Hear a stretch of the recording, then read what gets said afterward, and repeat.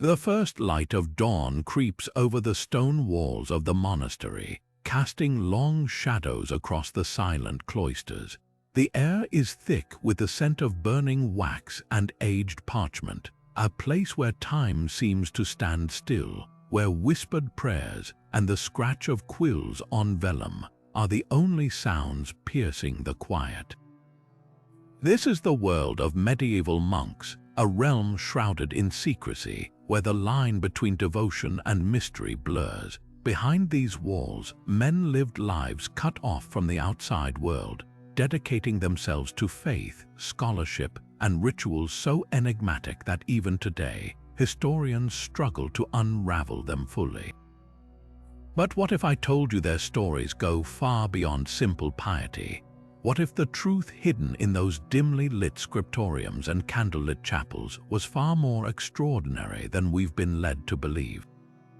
Think about it, these were men who wielded knowledge like a weapon, preserving ancient texts, decoding celestial patterns, and even dabbling in sciences that bordered on the forbidden.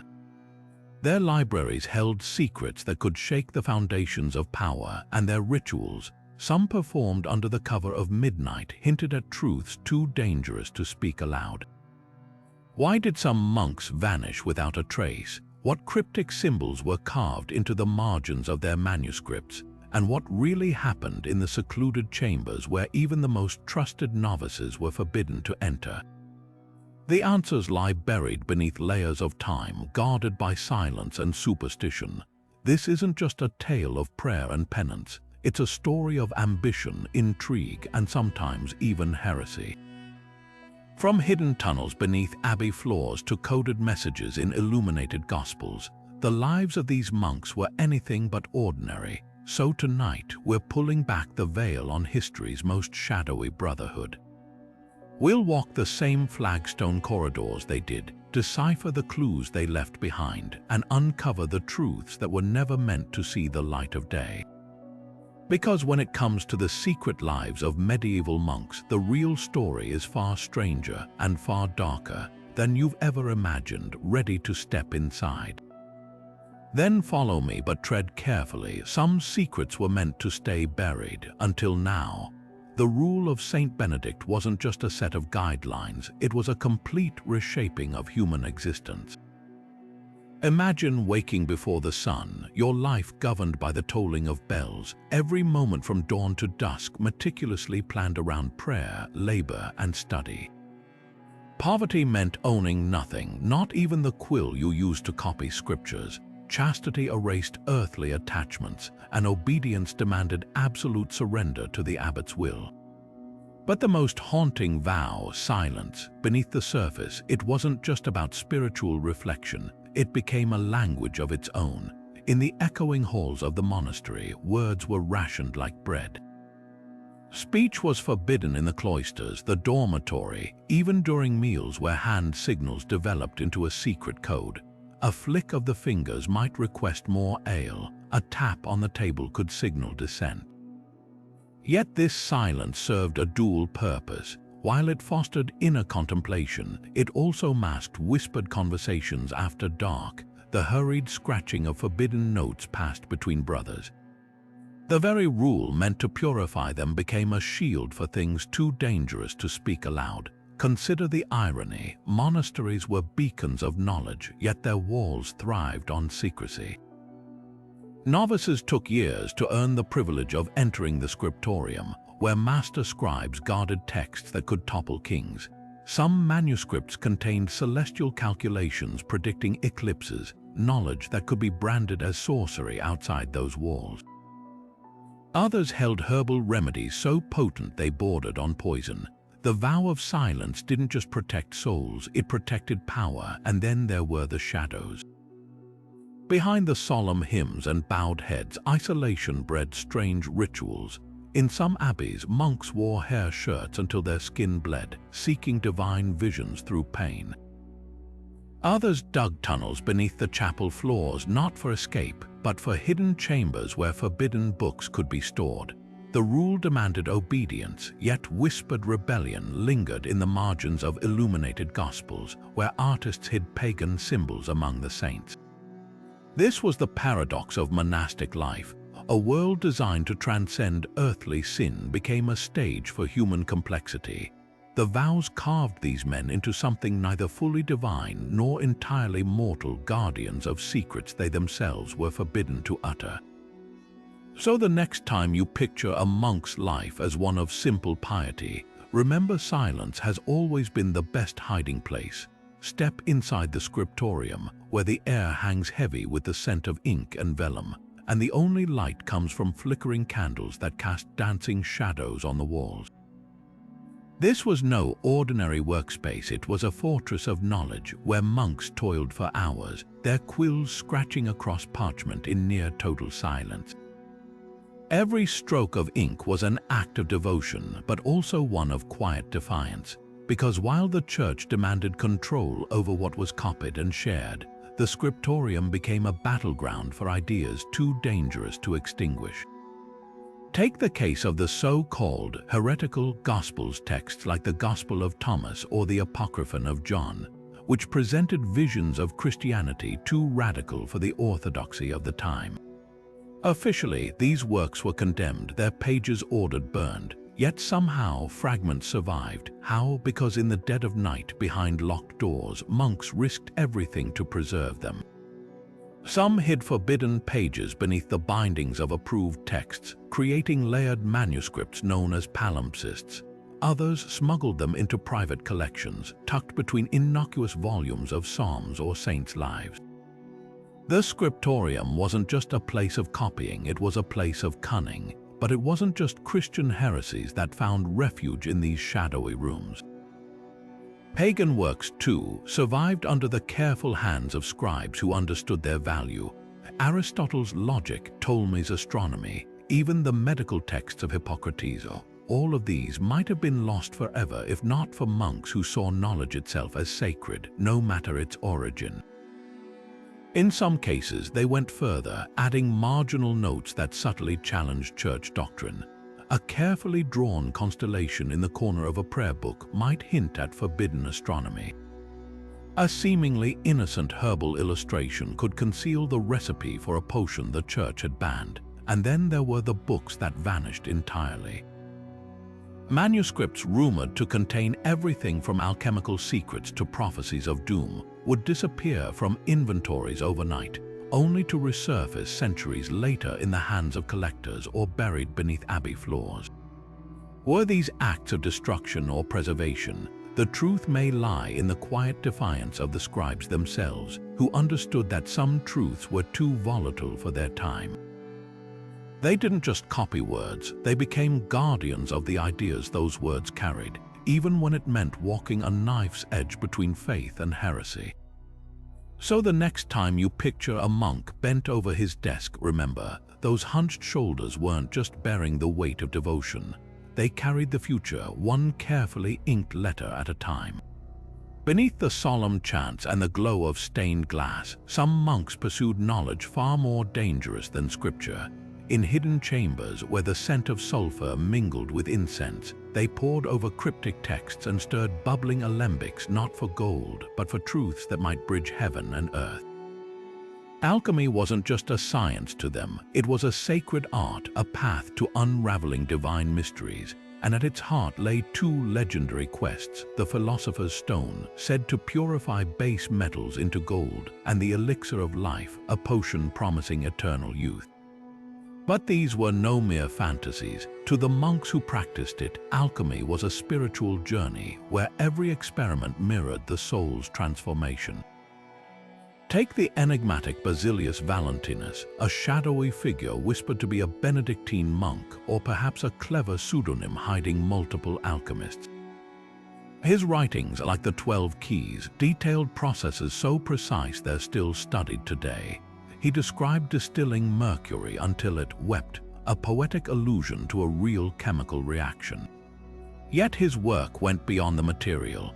Hidden in his coded recipes were references to the lapis philosophorum, the philosopher's stone, not as a physical object, but as a symbol of spiritual enlightenment.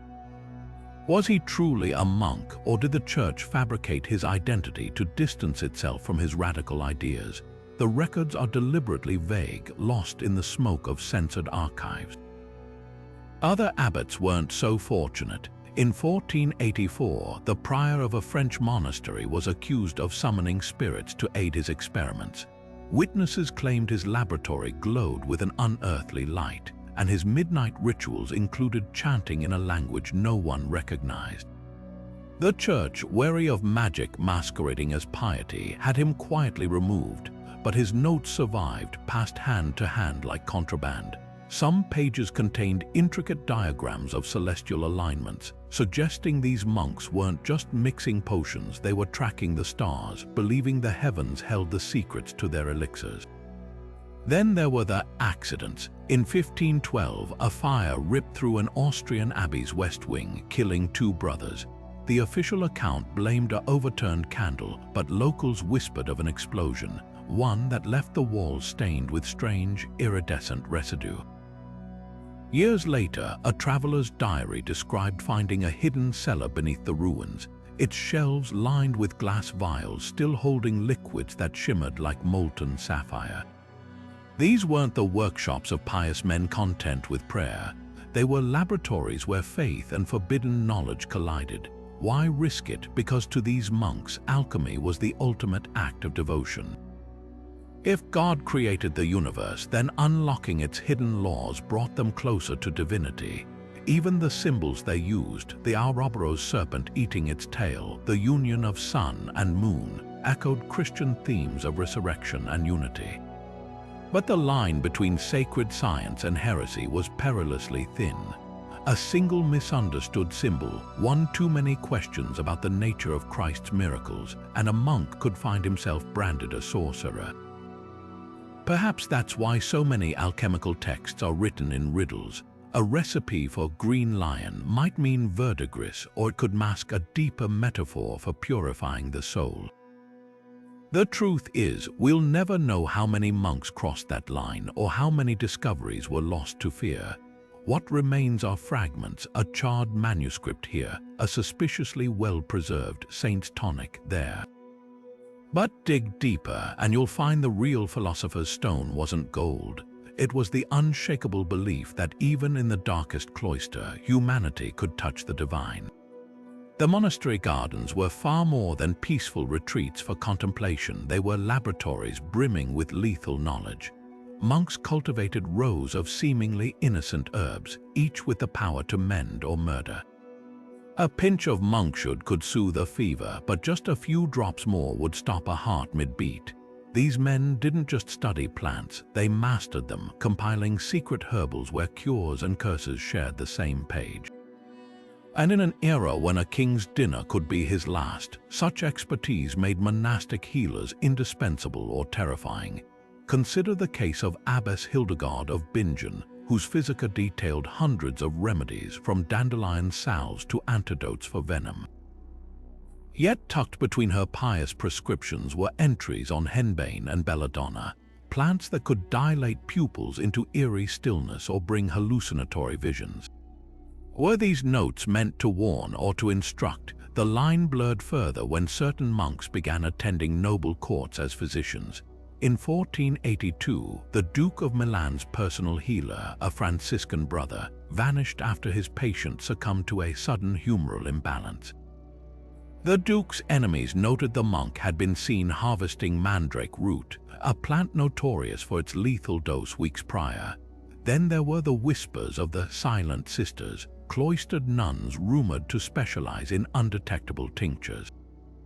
A chronicle from Wittenberg describes a noblewoman's slow decline after taking communion wine blessed by a prioress her husband had spurned. The symptoms, gradual paralysis, cold sweats, matched known effects of water hemlock, a plant thriving in the convent's wetlands. No accusation was ever proven, but the priory's sudden wealth afterward raised eyebrows even among bishops. Yet for every shadowy tale, there were acts of genuine mercy. During the Black Death, monks risked infection to administer angelica and yarrow poultices, saving thousands. Their knowledge wasn't inherently sinister, it was a tool wielded according to the hand that held it. And that's what unsettled the powerful. When a monk could brew a tea to ease a pope's gout or slip wolfsbane into a rival's chalice with equal ease, trust became a currency more fragile than glass. Perhaps that's why so many herbals were written in cipher, their most dangerous pages guarded like state secrets, because in a world where a sprig of parsley could cloak the taste of arsenic, control over such knowledge meant control over life itself. Look closely at the weathered stone capitals in any medieval monastery, and you'll notice something unsettling: faces peering back at you, tangled in vines, their mouths gaping as if frozen mid-scream. This is the Green Man, a pagan deity of rebirth, his leafy beard spilling across church walls built centuries after Christianity's triumph. How did such a symbol survive in the heart of holy spaces? Because the monks who carved him knew something we've forgotten. Sacred knowledge isn't easily erased. These hidden symbols weren't accidents, they were a silent rebellion. Take the labyrinthine patterns laid into chapel floors, some echoing ancient Cretan designs, others mirroring Celtic knotwork. Pilgrims would walk these paths on their knees, believing they mirrored Christ's journey to Golgotha. But look deeper, the oldest examples twist into shapes found in prehistoric caves, suggesting these monks preserved a memory far older than the cross. In one Swiss abbey, a labyrinth center holds not a cross, but a seven-petaled rose, an alchemical symbol for divine wisdom. Was this heresy or something more cunning? Perhaps a way to smuggle forbidden geometry into sacred spaces under the guise of piety. Then there are the manuscripts. In the margins of psalters meant for daily prayer, you'll find bizarre creatures, monkeys in bishops' robes, foxes preaching to geese, even knights jousting with snails. Scribes called them drolleries, passing them off as whimsy, but medieval humor was rarely innocent. A rabbit wielding a sword might mock the cowardice of local lords, while a snail defeating an armored knight could hint at the slow grind of peasant uprisings.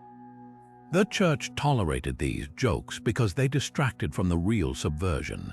Hidden in plain sight among the doodles were astrological charts, alchemical symbols, even coded references to banned philosophers. But the most chilling secrets lie in the frescoes. In a forgotten corner of an Italian monastery, a painting of Saint Christopher carries the Christ child across a river. Except the water swirls into Norse runes reading, "Knowledge flows where power drowns." Nearby, a depiction of the Last Supper shows Judas clutching not a bag of silver, but a blooming mandrake root, its humanoid form a nod to its use in both medicine and murder. These weren't mistakes, they were messages left by artists who knew their work would outlast them. Why risk it? Because symbols are immortal. When words are burned, when mouths are silenced, images remain, whispering across centuries. The Green Man's vines aren't just foliage, they're the tangled threads of history, proving even the mightiest church couldn't fully root out the old ways. So next time you see a grinning stone face hidden in a chapel's shadow, remember, it's not decoration, it's defiance carved in stone. Beneath the solemn chants and carefully swept floors of medieval monasteries lay a labyrinth of secrets, literally.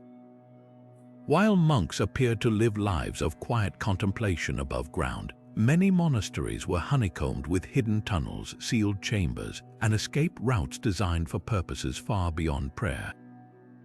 Take Mont Saint-Michel, its towering abbey perched like a sentinel on the coast of Normandy. Visitors today marvel at its soaring Gothic arches, but few realize the island is threaded with a network of underground passages, some wide enough for two men to walk abreast, others so narrow they could only be navigated by crawling. These weren't just storage cellars. During sieges, they became lifelines, allowing supplies or people to move unseen. Then there's the eerie case of Whitby Abbey, where workmen in the 1700s discovered a hidden staircase concealed behind what appeared to be solid masonry. It led to a chamber lined with niches, each holding human remains not neatly arranged like relics but piled haphazardly, as if placed there in haste. Local legends whispered of a plague outbreak so devastating that monks buried their dead in secret to avoid panic. but the real shock came when researchers found scorch marks on the walls and fragments of melted lead. Had this been a makeshift crematorium defying the church's strict burial rites, the abbey's records from that period are suspiciously blank. Some tunnels served darker purposes. In Austria's Melk Abbey, a passageway once connected the prior's quarters directly to the wine cellar, a convenient arrangement until someone noticed the barrels nearest the tunnel were always half empty, despite no deliveries being recorded.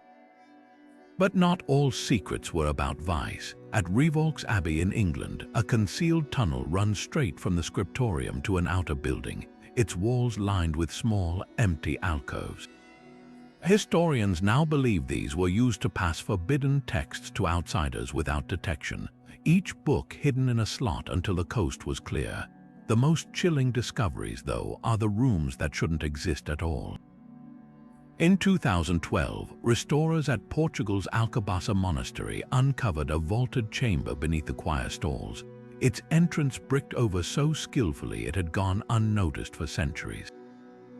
Inside, they found iron shackles bolted to the wall and a single skeleton, its skull fractured.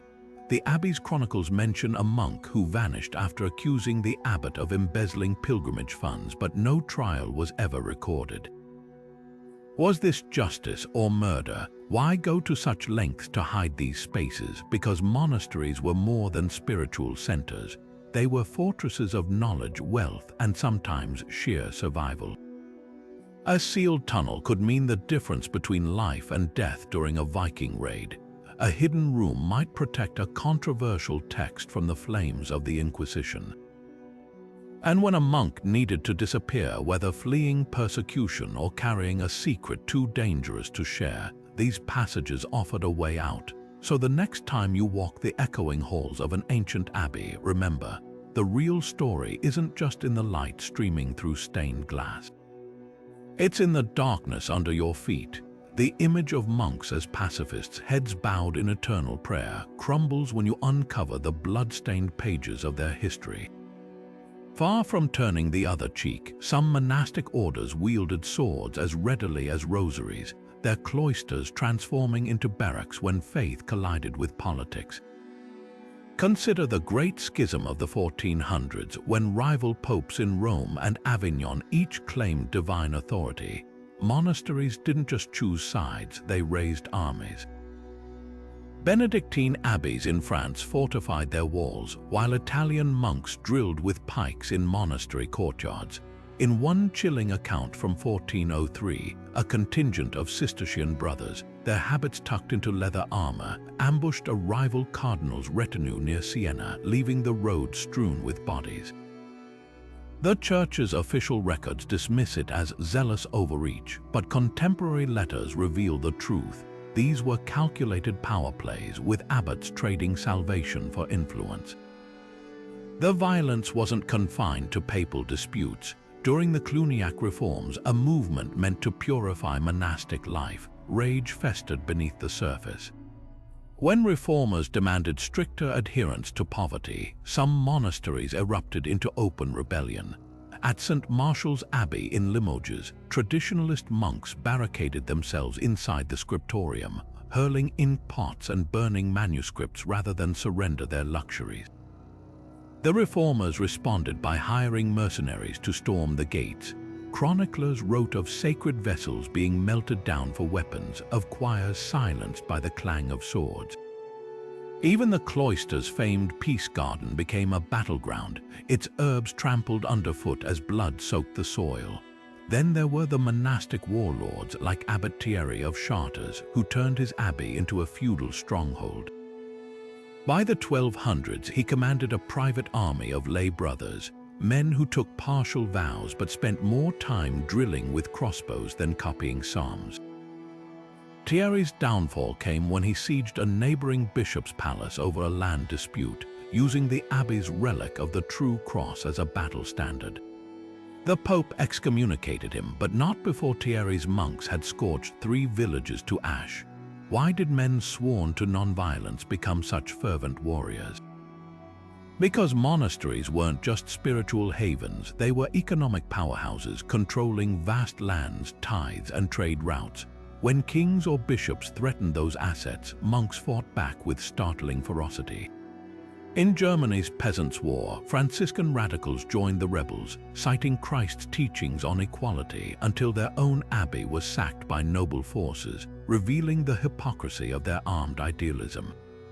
Perhaps the most haunting example lies in Scotland's border abbeys, where monks kept hidden armories beneath their altars. When English troops raided Melrose Abbey in 1545, they expected surrender. Instead, they found black-robed figures firing arrows from the bell tower, their prior leading a cavalry charge with a mace in one hand and a consecrated host in the other. The message was clear: even holy men would kill to protect what they believed was theirs. These weren't anomalies, they were the inevitable result of a system that entwined faith with feudal might. The next time you picture a monk's life as one of quiet contemplation, remember, the same hands that turned the pages of scripture could also draw a dagger. And when power was at stake, the cloister's silence often gave way to the screams of battle. The cloister's vow of celibacy was a wall, but even stone crumbles under the weight of desire. Behind the solemn chants and lowered eyes, forbidden love letters were tucked between the pages of psalters, their ink smudged from desperate fingers. Monks slipped out under cover of darkness, not just to pray, but to meet lovers in moonlit orchards or secret chambers above taverns. And sometimes the most dangerous affairs weren't with peasant girls, but with noble women whose husbands had armies at their command. Take the infamous case of Heloise and Abelard, a love so intense it became a warning whispered in seminaries for centuries. Abelard wasn't just any monk, he was Paris's most brilliant philosopher, a man whose lectures drew crowds. Heloise, his student, matched him wit for wit, and their intellectual sparring sparked something neither could suppress. Their letters, preserved through sheer audacity, reveal a passion that defied reason. We shared not only love but books, the very manuscripts that should have kept us apart, Heloise wrote. When her uncle discovered the affair, the punishment was brutal. Abelard was attacked in his sleep, mutilated in a way meant to erase his manhood forever. Yet even that couldn't sever their bond. Heloise, forced into a convent, continued writing to him, her words shifting from longing to a haunting acceptance. "You are my sin and my salvation." But theirs wasn't the only scandal. In 1294, the Chronicles of Cluny Abbey note the abrupt dismissal of a novice caught scaling the abbey wall, not to escape but to return, his hood damp with dew and the scent of lavender clinging to his robes. The abbot's punishment was swift, but the real intrigue lay in the crumpled letter found in the boy's cell, addressed to the daughter of a local baron. It contained not professions of love, but a detailed plan. She would feign illness to take refuge in the abbey's infirmary, where they could meet unchaperoned. The baron, upon discovering the plot, didn't demand justice. He paid the abbot to burn the letter and marry his daughter off to a knight 2 counties away. Then there were the affairs that blurred the line between romance and power. In 1511, the Duke of Burgundy's young wife was caught sending gifts to a Benedictine monk, a silver crucifix hollowed out to hold perfumed locks of hair. The Duke, rather than rage, used the scandal to his advantage, blackmailing the monk's abbot into supporting his political schemes.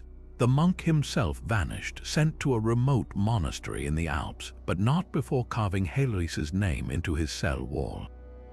Why risk everything? Because the heart, even one pledged to God, is a wild thing. Some monks sought solace in the arms of laundresses or scribes, their trysts brief and bittersweet. Others, like Heloise and Abelard, wove love and intellect into something so fierce it outlived empires.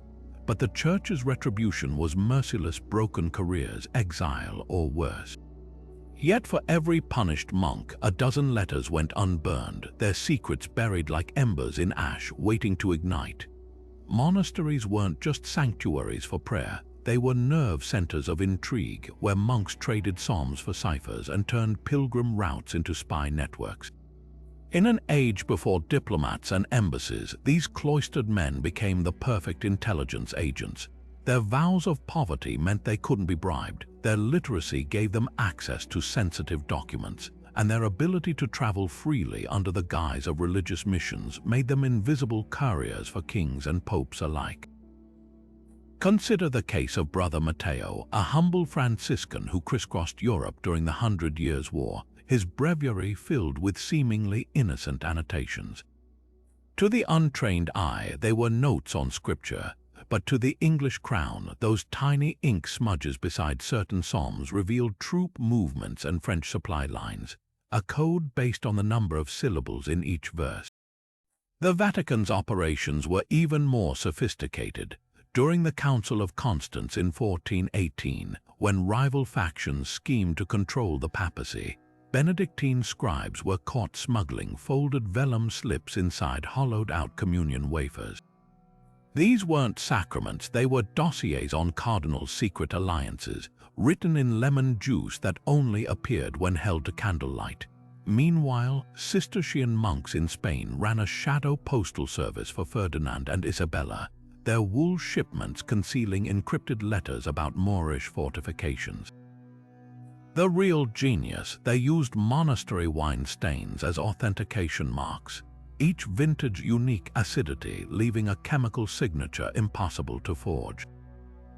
But the most audacious operations unfolded in the East. When the Ottoman Empire threatened Christendom, Dominican friars infiltrated Sultan Mehmed's court as translators of Greek classics.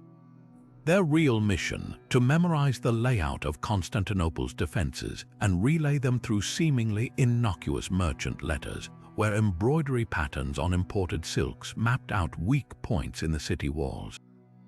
One friar, posing as a deaf-mute scribe, even hid battle plans in the illuminated borders of a Quran gifted to Mehmed himself, a move so brazen it delayed the fall of Byzantium by months.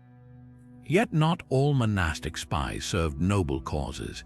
In 1532, the abbot of a German monastery was caught, selling secrets to both Protestant rebels and the Holy Roman Emperor, playing both sides until a drunken confession exposed him. His punishment, forced to copy Bibles in solitary confinement, his ink mixed with salt to slowly blind him, a grim irony for a man who traded in invisible ink. Why trust monks with such perilous work? Because faith was the ultimate cover. A man carrying a relic could cross enemy lines unchallenged. A priest hearing confessions might extract state secrets under the seal of the sacrament.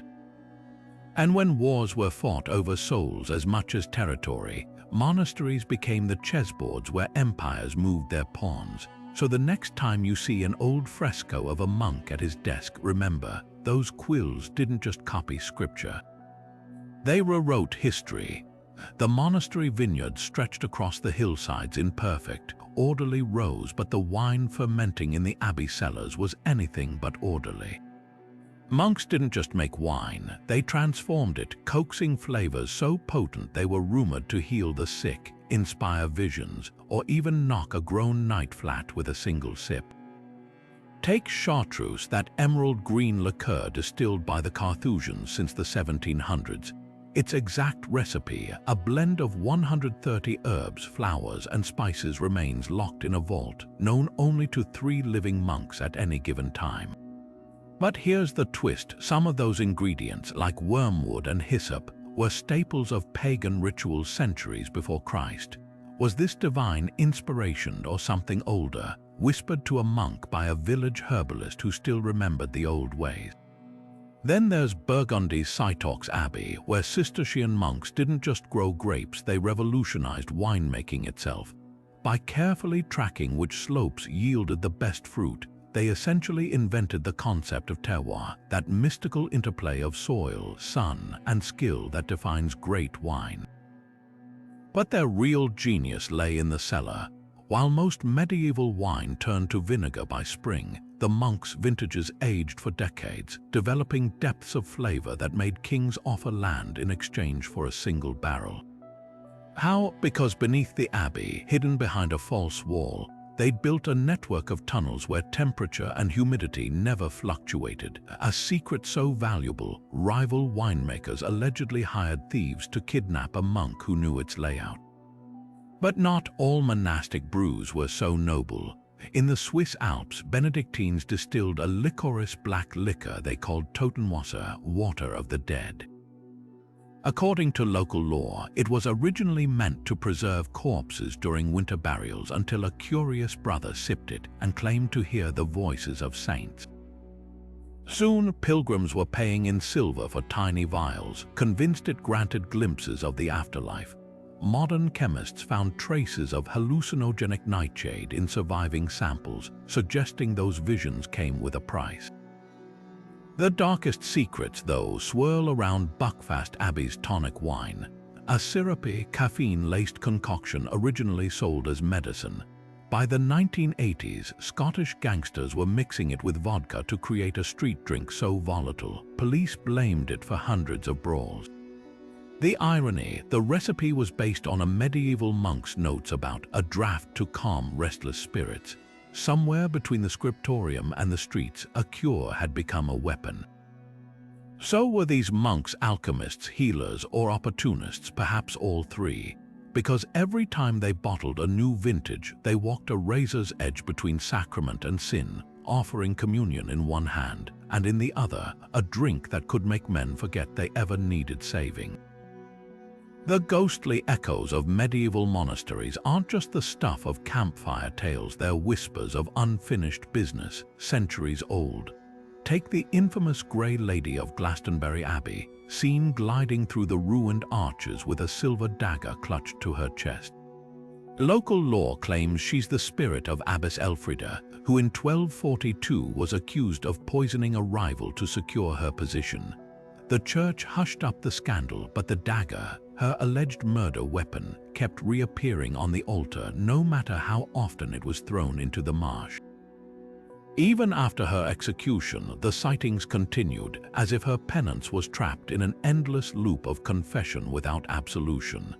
Then there's the wailing monk of Fountains Abbey in England, whose sobs still echo near the old infirmary. In life, he was Brother Thomas, a healer who secretly dosed plague victims with a lethal tincture to spare them suffering. When the abbot discovered the mercy killings, Thomas was walled up alive in the very chamber where he'd ended so many lives. Now, visitors report cold spots in that corridor and the scent of bitter herbs, wormwood and hemlock lingering in the air, though no plants grow there. Some say it's not grief you hear in his cries, but fury, because the abbey canonized him as a martyr while scrubbing his methods from their records. But not all specters are human. In Bohemia's Sedlec ossuary, where monks once stacked the bones of plague victims into macabre chandeliers, a black dog with ember-red eyes stalks the aisles at midnight. According to a 15th century chronicle, this was the guardian of Prior Benish, who smuggled pagan amulets into the ossuary, believing they'd ward off death. When the church found out, they burned the artifacts, and shortly after, the prior was found mauled in the crypt, his throat torn by what the scribe carefully termed no natural jaws. To this day, visitors who linger too close to the bone pyramids report feeling hot breath on their necks. The most chilling hauntings, though, cling to relics. In southern France, the skeletal hand of Saint Armand, a hermit monk said to have cursed his own abbey, refuses to stay entombed. 3 times it's been found gripping the chapel's iron gate at dawn, its fingers locked in a rigor no corpse should achieve. The last abbot to touch it died within a week, his own hands blackened as if burned. Science dismisses it as mold or static, but the villagers know better. Armand's final vow was to hold fast against corruption, and even death couldn't break that promise. Why do these spirits linger? Because monasteries were places where vows bound souls tighter than chains. A monk who died with unfinished penance, a secret sin, or a rage that couldn't be sanctified might find no rest at all. Their ghosts aren't just echoes, they're indictments, reminders that faith alone couldn't always quiet the human heart. So the next time you hear a whisper in an empty cloister, ask yourself, Is it the wind or a plea from someone who's been waiting centuries to be heard? Deep in the mountains of Languedoc, where the ruins of Cathar castles cling to cliffs like crumbling sentinels, whispers persist of a library that never burned.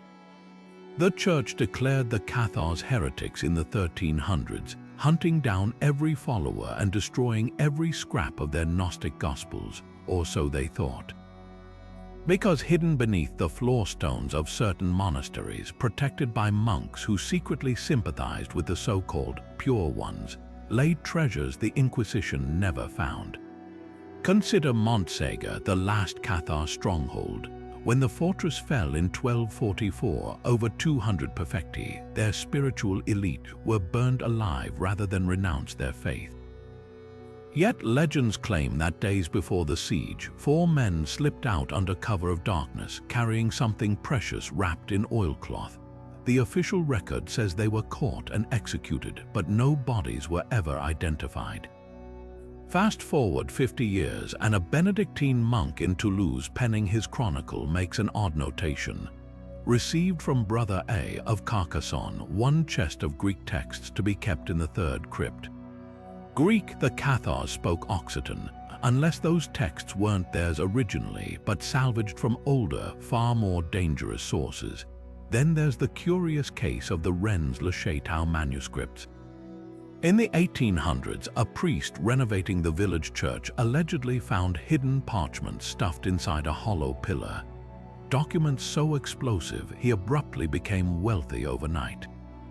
While most dismiss this as a hoax, medievalists note the church was built on Templar land, and the Templars had close ties to certain monastic orders.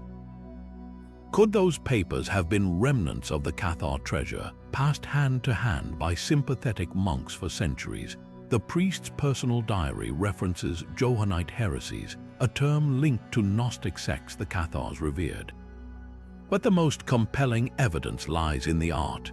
In a remote Pyrenean abbey, restorers cleaning a fresco of St. John noticed something odd. The saint's halo contained faint Aramaic lettering spelling Sophia, the Gnostic name for divine wisdom. Even stranger, the paint layer covering it dated to the exact year the Inquisition visited the monastery. Was this a monk's quiet act of defiance, preserving heresy in plain sight? Why risk it? Because to these hidden guardians, knowledge was sacred, no matter whose seal it bore. The Cathars believed the material world was a prison, and enlightenment came through secret wisdom, ideas that resonated with certain monks chafing under church dogma. So they became archivists of the forbidden, smuggling texts into wine casks, encoding messages in hymns, even hollowing out altars to serve as hiding places. Their greatest trick, convincing history they'd failed, because while the Inquisition boasted of extinguishing the Cathar flame, embers still glow in the shadows of monastery libraries, waiting for the right hand to stir them back to life. When the Black Death swept through Europe, turning villages into graveyards and cities into tombs, monasteries stood at the crossroads of salvation and scandal. Monks flung open their infirmaries to the dying, pressing poultices of yarrow and sage to oozing buboes, their robes soaked with the sweat of the doomed. But behind the selfless acts, a darker truth festered. In the wake of so much death, some saw not tragedy, but opportunity. Take the infamous case of Brother Alaric of Provence, who turned his abbey's relic trade into a macabre enterprise.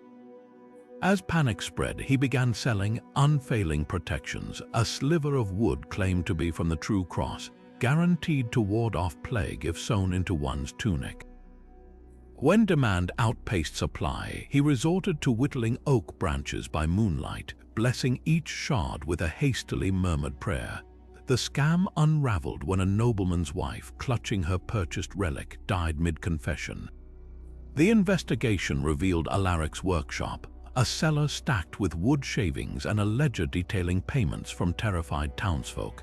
The abbey burned his records, but not before word spread, poisoning trust in even genuine holy objects. Yet for every fraud, there were acts of stunning courage. In Avignon, the papal physician, a Benedictine monk named Pierre, performed autopsies on plague victims by candlelight, searching for patterns in the ravaged organs. His notes, smuggled out by sympathetic brothers, became the first systematic study of contagion, though the Church later condemned his methods as defilement of the dead. Meanwhile, Cistercian monks in England turned their abbey into a hospice, burying their own dead by the dozens to make room for new sufferers. Their chronicle from 1348 reads, "We dig graves with our prayers still on our lips." But the most haunting paradox lay in the sudden wealth of certain monasteries. As entire families perished, their lands and tithes often defaulted to the Church. In Florence, the Franciscans of Santa Croce amassed so many bequests from desperate nobles that they rebuilt their cloister in marble while bodies still piled in the streets. Was this divine providence or calculated exploitation?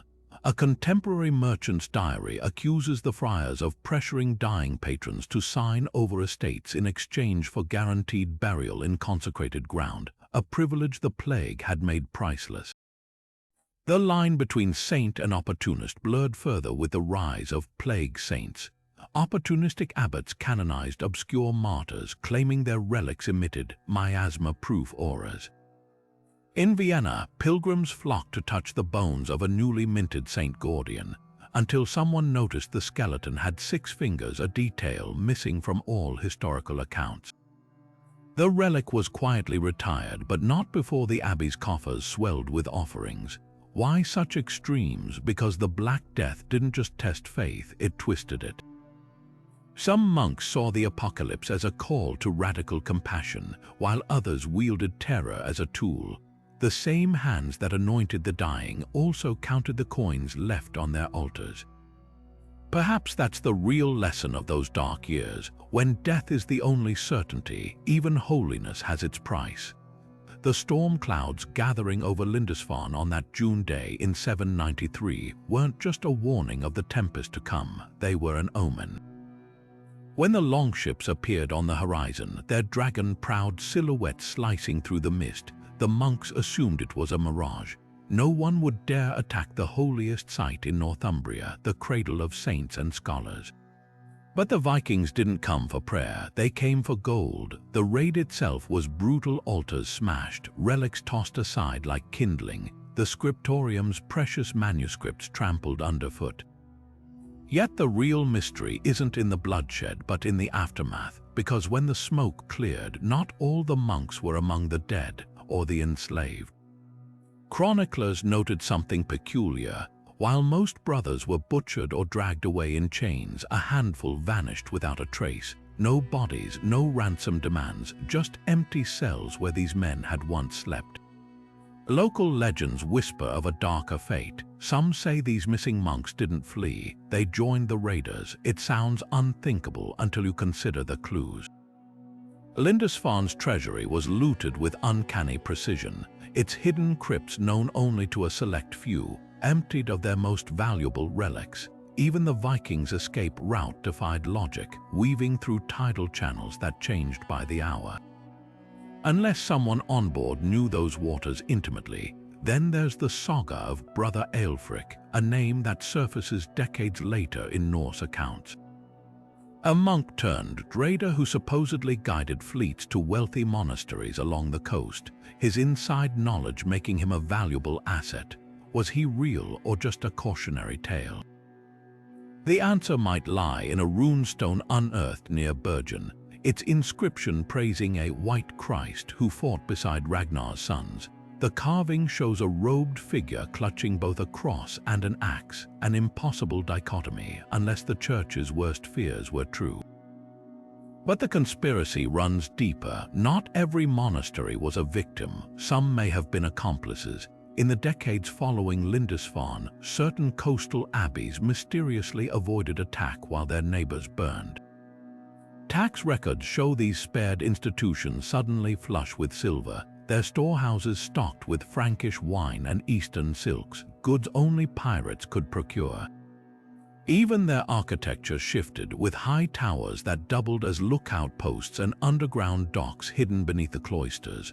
Were these monks paying protection money or actively profiting from the raids? The most damning evidence comes from a cache of letters discovered in a French bishop's tomb. Written in the early 800s, they accused the abbot of Iona of consorting with heathens and trading holy relics for safe passage. The bishop's fury is palpable, but so is his fear, because the abbot's reply, preserved in the same bundle, is chillingly pragmatic. Better a live dog than a dead lion. So who were these so-called pirate monks? Opportunists who saw the tide turning, heretics disillusioned with the church, or something far older, men who remembered that before Christianity came to Britain's shores, their island had worshipped gods of storm and steel. Whatever the truth, their legacy lingers in the folk songs of Northumbria, where fishermen still sing of grey ghosts on grey ships, robed figures who haunt the mist between prayer and plunder. Under the cover of night, when the cloister fell silent and the stars burned brightest, certain monks turned their eyes skyward, not in prayer, but in quiet, relentless study. The church taught that the heavens were fixed and unchanging, a perfect reflection of divine order. Yet these men saw something different: comets that defied prediction, planets that strayed from their paths, and eclipses that arrived not by miracle but by measurable pattern. While their superiors slept, they huddled over parchments in candlelit scriptoriums, scratching diagrams of celestial movements that would one day shake the foundations of medieval thought. Take the case of Brother Herman of Reichenau, an 11th century monk so crippled by illness he could barely lift his head, yet his mind soared among the stars. Confined to his abbey's tower, he perfected the astrolabe, calculating planetary positions with startling accuracy. His manuscripts, disguised as pious meditations on the harmony of spheres, contained coded tables predicting lunar eclipses decades in advance. To the church, these were mere tools for setting feast dates, but Herman knew better. In a private letter to a fellow monk, later found sewn into a psalter, he confessed, "The heavens speak in numbers, not sermons." Centuries later, this clandestine tradition birthed one of astronomy's greatest rebels, Johannes Kepler. Before he overturned cosmology with his laws of planetary motion, Kepler was a scholarship boy at Maulbronn Abbey School, where monks secretly preserved ancient Greek texts on heliocentrism. The official curriculum taught Ptolemy's Earth-centered universe, but behind closed doors, certain instructors whispered of Aristarchus's forgotten theory, that the Earth revolved around the Sun. Kepler's notebooks from this period show meticulous copies of Abbey star charts, their margins crammed with questions that bordered on heresy. If God made all things equal, why should Earth alone stand still? Not all monastic astronomers worked in shadows. Some, like Copernicus's mentor, Dominican friar Albert de Brazuo, walked a razor's edge. At the University of Krakow, he publicly taught church-approved astronomy while privately guiding students through forbidden calculations. His lectures on planetary motion, ostensibly about aligning calendars, subtly undermined Aristotle's physics. When challenged by bishops, he'd defer, "We but measure what God has set in motion." Yet his protege, Copernicus, would later credit him as the spark that lit the heliocentric revolution. The real genius of these monk astronomers lay in their camouflage. To avoid scrutiny, they embedded radical ideas in pious formats. A 15th century Benedictine's manuscript at Melk Abbey appears at first glance to be a typical book of hours until you notice the prayer cycles are timed to Jupiter's moons. Another, in Mont Saint Michel, hid eclipse predictions in the musical notation of Gregorian chants, where rising and falling notes traced the moon's path. Even their instruments doubled as devotional objects. An astrolabe at Canterbury Cathedral, etched with saints' feast days, secretly accounted for the precession of equinoxes, a phenomenon the church denied existed.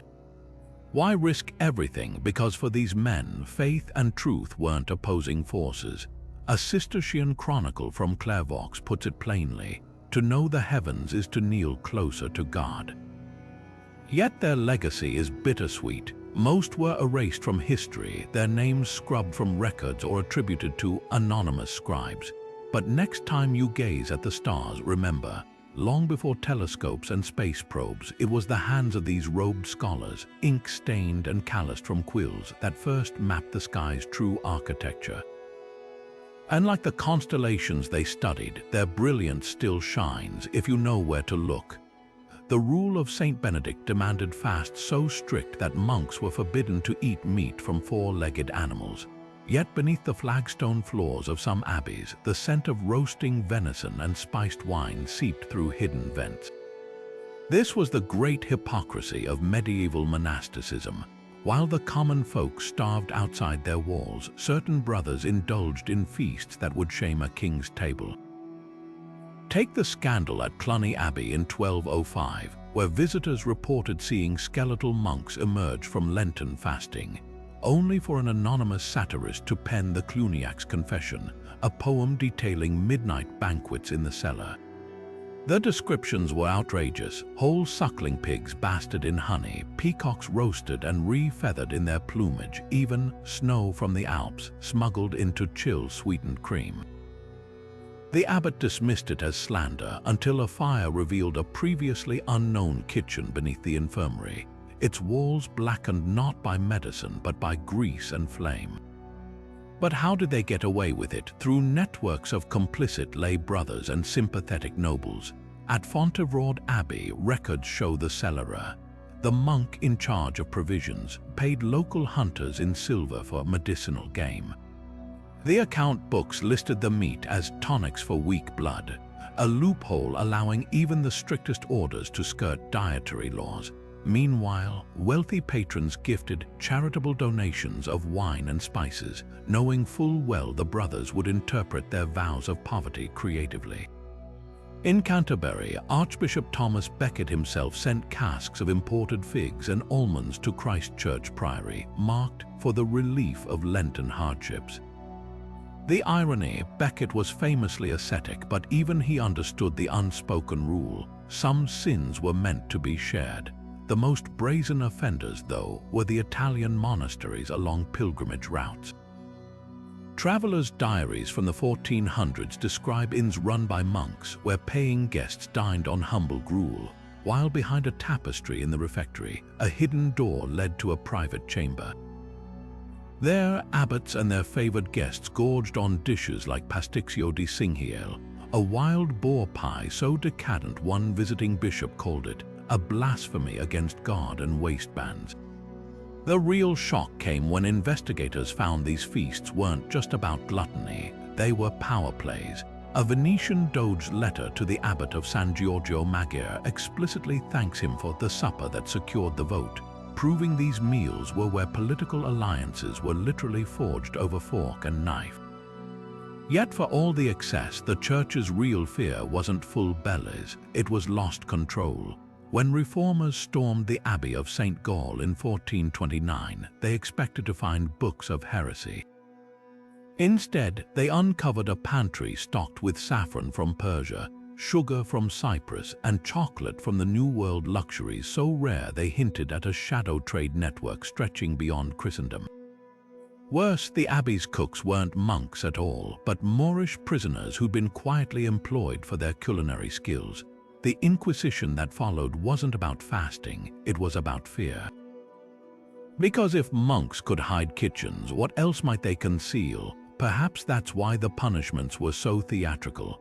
At Cytalks, an abbot caught with a cache of salted eels, a delicacy forbidden by Cistercian rules, was forced to wear the fish around his neck like a grotesque necklace until they rotted. The message was clear: corruption would be made visible no matter how well buried. Yet even then, the feasts continued, because behind every monastery's public face of piety lay a simple human truth: hunger, in all its forms, is the hardest vow to keep. In the quiet village of Borgo San Sepolcro, the year 1182 began with what seemed like a miracle. Brother Reynaldo, a humble Franciscan, was seen floating 3 feet above the chapel floor during Vespers, his face bathed in celestial light. Pilgrims flocked by the thousands, coins clattering into the donation box as word spread of his divine levitation. The abbot declared it a sign of God's favor, and soon the monastery's crumbling walls were rebuilt in gleaming marble. But the truth was far darker. Reynaldo hadn't ascended through prayer. He'd rigged the chapel rafters with hidden pulleys, his radiance nothing more than lantern oil rubbed on his skin. The scheme unraveled when a carpenter repairing the roof noticed the grooves worn into the beams and the discarded harness of woven horsehair. Yet the real scandal lay in the ledger. Over 7 years, Reynaldo's miracles, a weeping statue, a spring that healed blindness, had funneled enough silver to rival a king's ransom, even more damning. The blind villagers who regained sight were paid actors, their sudden recovery timed to coincide with feast days when the crowds were thickest. What makes this story so chilling isn't just the deception, but how easily it was embraced.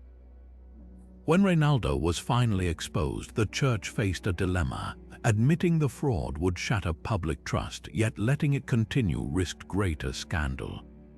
Their solution, a quiet disappearance. Records show Reynaldo was sent to a remote hermitage in the Apennines, where he lived out his days copying psalms under guard. Meanwhile, the abbey kept the donations, repurposing them as penance for false piety. The pilgrims never learned the truth. The statue still wept on schedule, its hidden sponge replenished by a dutiful novice. But Reynaldo wasn't alone. Across medieval Europe, at least a dozen other saints were later exposed as frauds, like the Breton monk whose stigmata was revealed to be pig's blood, or the Spanish hermit who survived on manna from heaven until a hunter spotted him sneaking into town for bread. These weren't just isolated cons, they were symptoms of a system where sainthood equaled power and power bred corruption. The most unsettling part, some of these frauds may have believed their own lies. Reynaldo's jailer reported that even in exile, the monk would sometimes rise onto his tiptoes during prayer, whispering, "Do you see it, the light?" Whether it was madness or manipulation hardly mattered. In the end, his greatest miracle wasn't the levitation. It was how thoroughly he'd blurred the line between faith and exploitation, leaving even his accusers wondering, if enough people believe a lie, does it become, in its own way, holy? The greatest heist in medieval history didn't end with chests of gold vanishing into the mist. It ended in the silent, stone-lined vaults of monasteries that nobody dared to search. When King Philip IV of France turned on the Knights Templar in 1307, accusing them of heresy to seize their vast wealth, his men stormed Templar strongholds across Europe only to find the treasure rooms empty. The official records claim the gold was spirited away by loyal knights, but a closer look points to a different hiding place, the very monasteries supposedly at odds with the Templars. Take the Cistercians, an order so tied to the Templars they were jokingly called white monks with red crosses. Their abbeys were strategically placed along key trade routes, their cellars reinforced with Templar engineering. In one such monastery, Valbona de les Monges in Catalonia, restorers found a subterranean chamber sealed behind a false wall in 2014. Inside, they uncovered not relics or wine, but Templar accounting ledgers listing hundreds of loans to kings, along with ingot molds bearing the distinctive T stamp. Even stranger, the room's entrance had been bricked over from the inside, as if someone had sealed themselves in with the treasure. Then there's the curious case of Rennes-le-Château, where the local priest's sudden wealth in the 1800s was long rumored to stem from recovered Templar gold. But modern researchers uncovered something far more intriguing beneath the village church, lay tunnels connecting to the ruins of a nearby Cistercian abbey. The walls were marked with Templar symbols, and one alcove held a single gold coin minted in Cyprus, the Templars' last stronghold. Coincidence or evidence of a system where monastic orders acted as silent partners, safeguarding wealth too dangerous for even kings to touch? The smoking gun may lie in Switzerland. When the Templars were disbanded, dozens of their banking clients, mostly wealthy merchants, suddenly transferred assets to Benedictine monasteries in the Alps. Historians assumed this was about piety until the discovery of the Sion Covenant, a 15th-century document hidden in Einsiedeln Abbey. It detailed a pact between Templar survivors and certain abbots. In exchange for sanctuary, the knights would teach monks their financial techniques.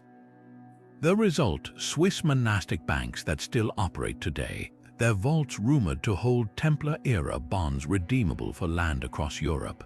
But the most compelling proof isn't in gold or documents, it's in architecture. Across France and Portugal, Templar-built churches share uncanny design features with monasteries known to shelter them. Underground chapels with perfect acoustics to muffle conversation, staircases that spiral clockwise to favor sword-wielding defenders, even alignment with star patterns used in navigation. These weren't just places of worship, they were fortresses designed to guard something far more valuable than relics. So where did the treasure go? Perhaps it never left at all.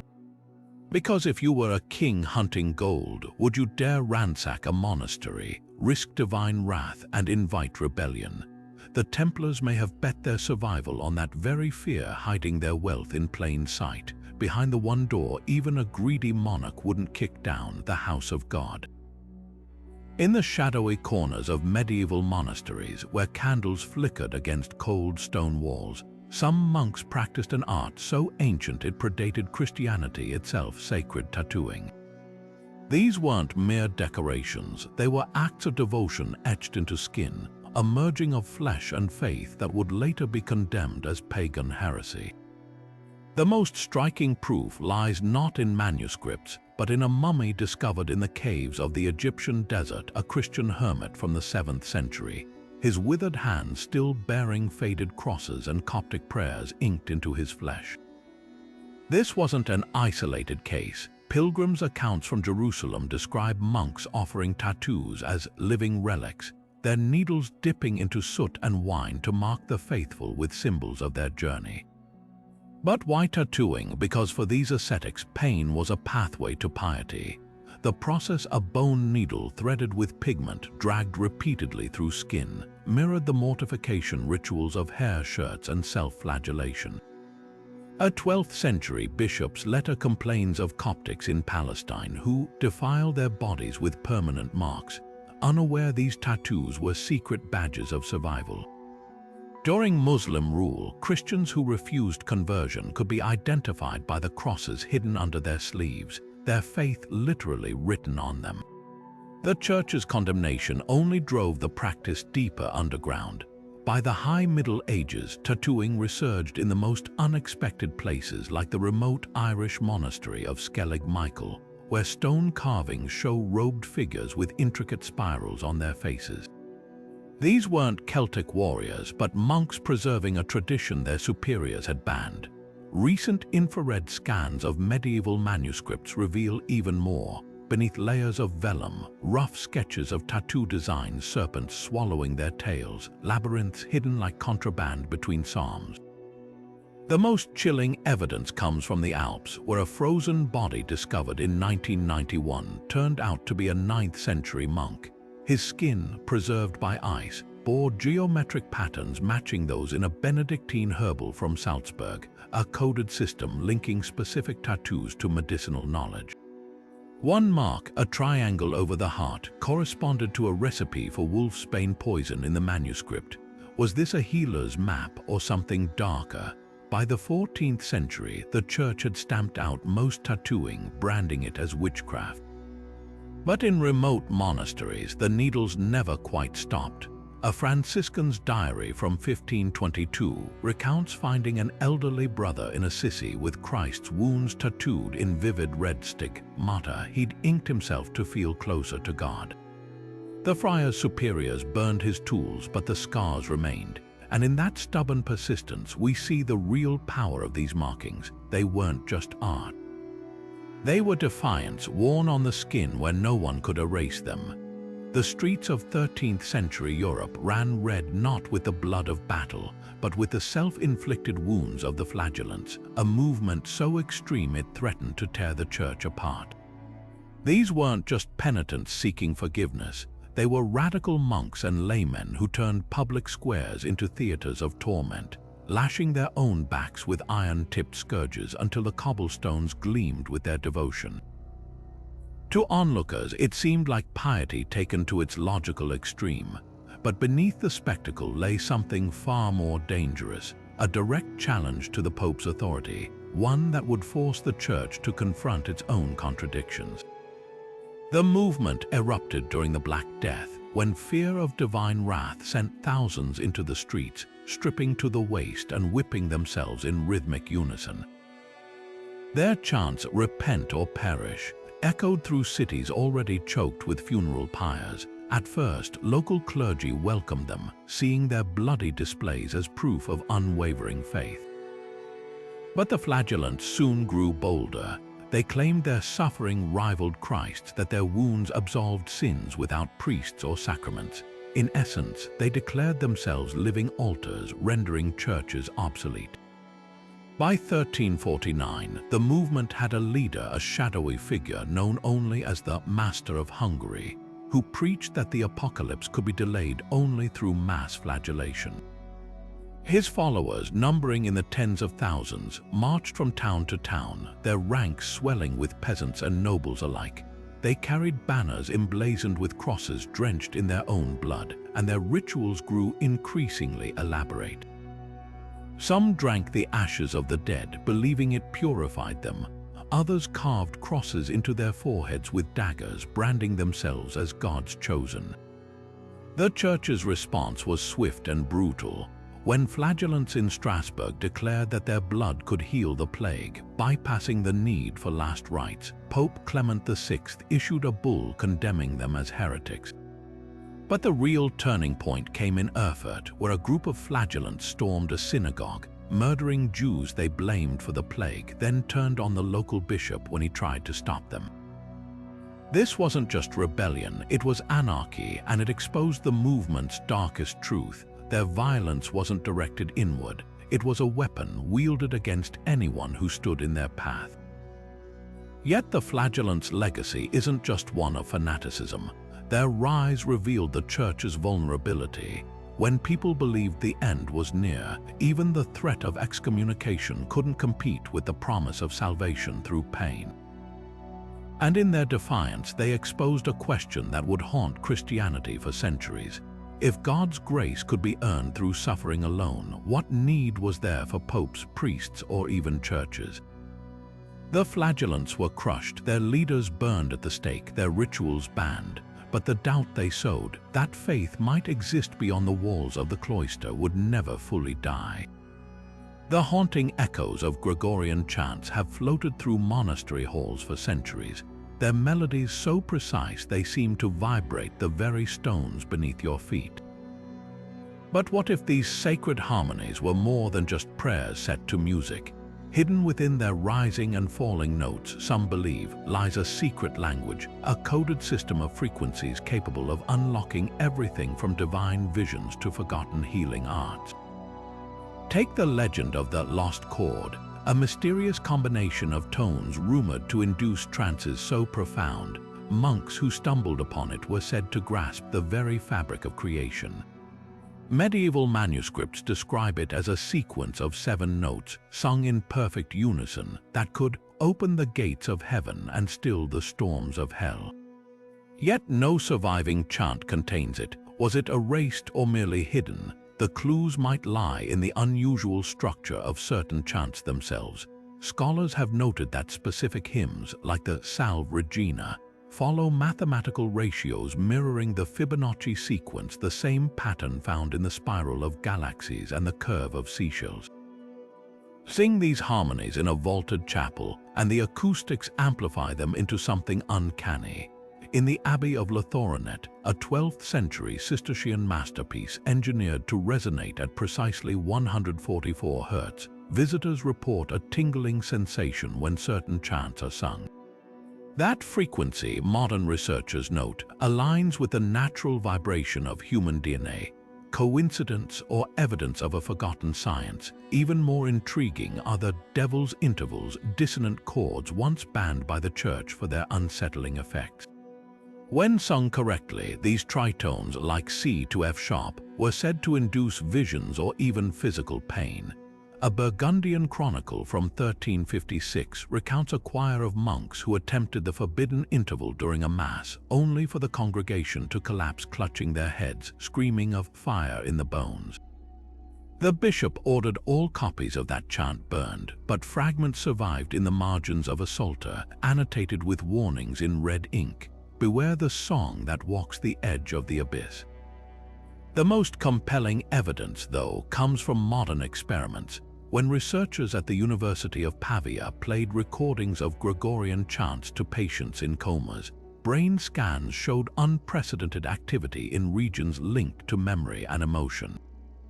One man, unresponsive for years, awoke humming a melody he'd never heard, a variation of the Veni Creator Spiritus chant played during the study. His doctors called it a miracle.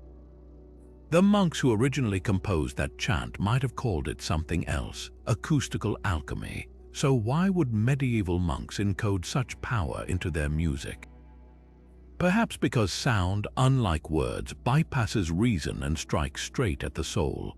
In an age when most couldn't read, a chant could carry instructions, warnings, or even maps, like the lambdoma, diagrams found in a Swiss monastery which plot sacred frequencies as geometric shapes.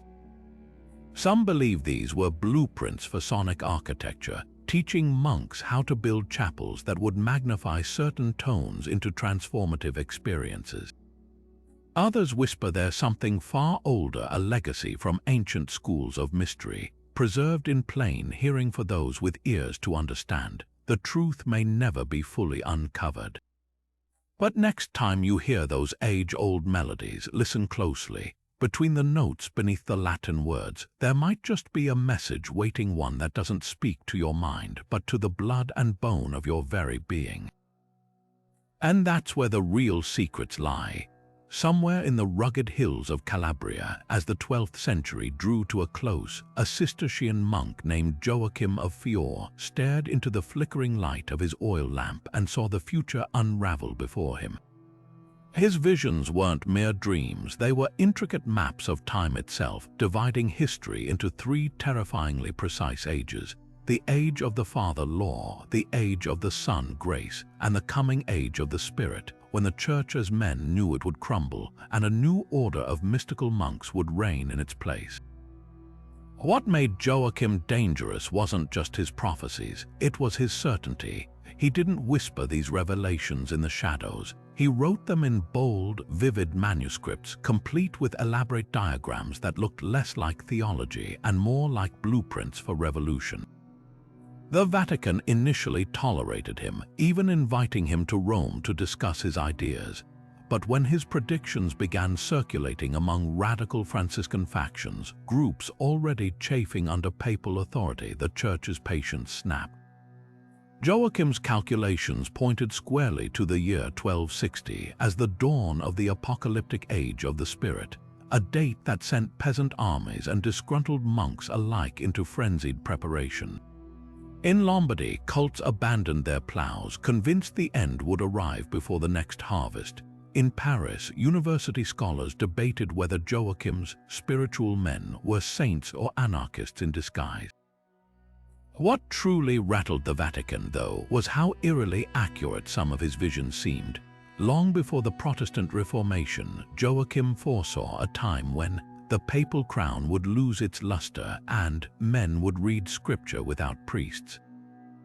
When Frederick II, the so-called Antichrist emperor, clashed with the Pope in the 1230s, Joachim's followers declared it the beginning of the end. By then, the Church had branded his works as heresy, ordering every copy burned. But like all forbidden knowledge, it refused to disappear.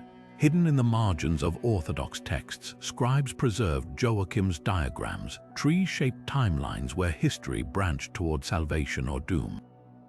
Some were smuggled into Jewish mystical circles where they influenced Kabbalistic thought. Others resurfaced centuries later in the notebooks of Nostradamus.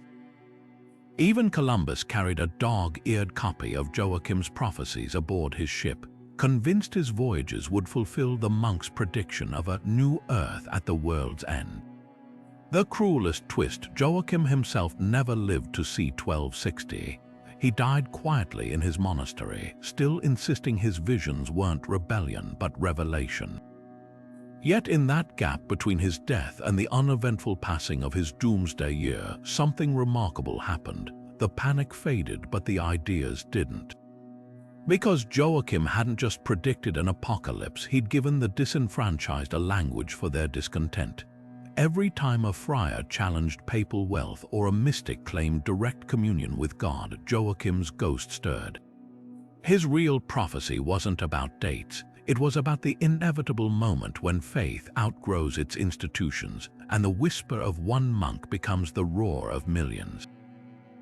The air in the monastery hung thick with the stench of vinegar and decay, a futile attempt to ward off the invisible killer stalking every corridor. By the winter of 1348, the Black Death had emptied the cloisters of Clairvaux Abbey, leaving only one man standing, Brother Anselm, a scribe whose trembling hands had once illuminated psalms with gold leaf, now scrubbed raw from preparing the dead. Each morning, he would walk the silent dormitory, lifting blankets stiff with dried blood to check for signs of life. Each night, he dug graves in the frozen orchard, his breath fogging the air as he whispered the last rites over strangers who had staggered to the abbey gates seeking salvation, only to find a solitary monk and a hurried burial. What drove a man to stay when every rational instinct screamed to flee? Anselm's own journal, discovered centuries later beneath a flagstone in the abbey cellar, offers no heroic proclamations, just a quiet observation. If Christ could kneel to wash the feet of traitors, then surely I can hold the hands of the damned. His entries grow sparse as the weeks pass, the ink blotted with what might be tears or wine. Then, on the 17th of February, a single line, "The baker's daughter still breathes." This girl, 12 years old, her name lost to time, became Anselm's last charge. He moved her to the scriptorium, where the lingering scent of vellum and ink might mask the reek of death. Here, amid half-finished manuscripts, he administered tonics of yarrow and honey, wrapped her in parchment blankets, and sang hymns so old the words had worn smooth with use. For 3 days her fever raged. On the 4th she opened her eyes. On the 5th, Anselm's journal ends mid-sentence. "If God wills it, tomorrow we shall. The rest is mold and silence." When spring came, villagers found the abbey gates ajar, the orchard studded with rough wooden crosses. Inside, the baker's daughter sat at the scriptorium desk, alive but mute, her fingers tracing the outline of a golden cross Anselm had drawn on the last intact page of his journal. Of the monk himself, no trace remained, no body, no grave, just a single set of footprints leading into the forest. Some say he succumbed to the plague and was buried in an unmarked pit. Others claim he wandered into the woods to die alone, sparing the girl the horror of watching her savior fall. But the darkest whispers suggest he never fell ill at all. That he walked away from a world that had taken everything, leaving behind only a child who would spend her life trying to remember the sound of his voice. The truth, like so much from that cursed year, is dust, but in the archives of Avignon, a single letter survives. A ragged note from a traveling friar who swears he met an aged monk in the mountains of Savoy years later, his face hidden by a hood, his hands still stained with ink. When asked his name, the old man merely pressed a dried sprig of yarrow into the friar's palm and vanished into the mist. Whether ghost or mortal, saint or fugitive from grief, his legacy endures in the quietest of acts: one man, one candle, and the unbearable weight of hope in a world drowning in darkness. Monastic life was never the simple, unchanging rhythm of prayer and labor that history often paints it to be.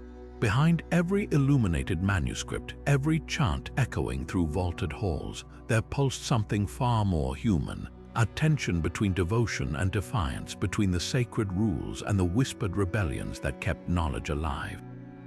These were men who copied scripture with one hand and hid forbidden texts beneath their robes with the other, who knelt in penance by day and mixed alchemical elixirs by midnight. The monastery was both sanctuary and battleground, where the quest for spiritual purity collided with the messy, relentless hunger for truth.